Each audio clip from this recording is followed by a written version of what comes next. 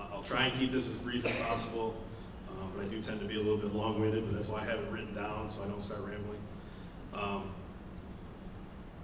When the Hall of Fame was formed, I thought of these inductions as a great way to honor the heroics of people who came before me, people such as Red Driscoll, Dick Kajowski. Now that my turn has come, I see it as a day of thanks. I have some people I want to acknowledge because I wouldn't be standing up here if it wasn't for the efforts of a lot of people.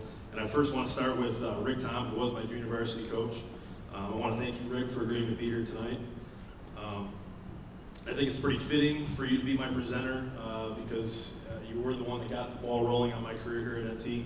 As Rick alluded to, I played 2 years for him on the junior varsity team when I was in 7th and 8th grade. And you know, when I was in 7th grade, I had planned on trying out for the freshman team. But through some conversations with Rick, he convinced me otherwise. And you know, when I made the team, he really took me under his wing and provided the kind of guidance I needed, considering everyone else on the team were sophomores, as he alluded to. It really made for an interesting dynamic, and it may not seem like that big of an age difference, but it was hard to deal with at times. But through it all, you know, Rick, you're just able to keep coaching me to be a better player and a better person, and just assured me, and I'm going to get emotional. You were able to assure me that things would work out for the best.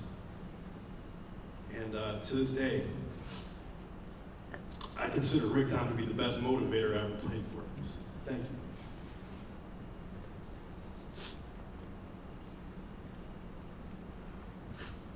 Secondly, I'd like to thank the Hall of Fame and its membership for considering me for this prestigious honor.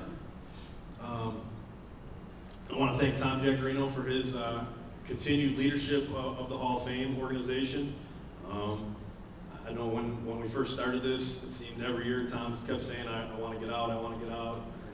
I'm just here to make sure that it gets started. And you know, he's really the driving force behind all this, and I really appreciate this, Tom. I'm not sure there's anyone who's researched the history of the basketball program here at North Tonawanda in the capacity that I have. So I can tell you with certainty that even though I might be the youngest inductee to date, it gives me great satisfaction to see my name listed alongside guys like Al Ridge, Paul Shapaniak, and the late Vera Cutler, and all the other inductees. I think it's so important when you're involved in athletics to have a sense of history and understand the contributions of those who came before you, especially when you're talking about high school athletics, because it can be motivating for the current players, and it helps us alumni feel connected to the program. I know as a player, I took great pride in being part of the NT tradition. I'd like to thank my family. I'm truly blessed. I'm going to get emotional again. Truly blessed to have the family that I have. My brother Scott, my sister Katie have always been supportive of me in anything I've chosen to do, and I greatly appreciate that. I hope that in some small way, I made you proud to say he's my brother the way that I'm proud to brag about each of you.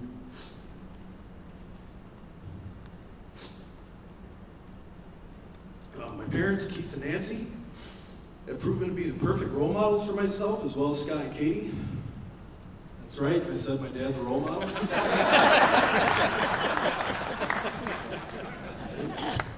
Growing up in their house wasn't always the easiest. They expected a lot out of me. Not in a manner of scoring points or grabbing rebounds, but more along the lines of making sure I conducted myself in the right way and that I worked hard on whatever I was doing.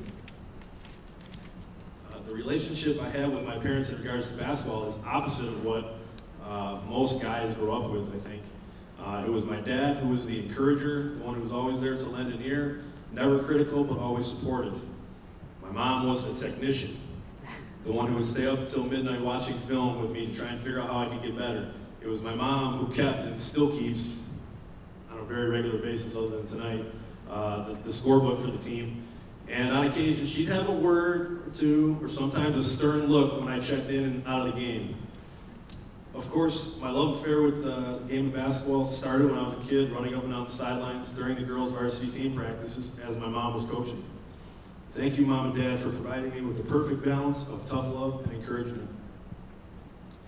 The support I received wasn't limited to just my own household. All four of my grandparents have always been there for me. It didn't matter if we won or lost, they just wanted to see me play because they knew that on the court is where I was happiest. I think you can probably count the games they missed on one hand. I would also like to thank the many aunts, uncles, cousins, distant relatives, and family friends who took an interest in me and our team here at NT for their constant backing. I'd be remiss if I didn't single out my uncle, Dave Lipinoga, and his family, his wife Karen, and his two daughters, Lauren and Megan. I don't think he ever missed a game, and he usually had Karen and the girls tagging along too. He even took the rap for something my dad said to a referee in a game at Williamsville East, in which the referee would not allow the game to continue until he left the building. So I'll officially apologize to you tonight, Uncle Dave, on behalf of my dad, because not only did you have to leave, but you missed one of the best games I ever played.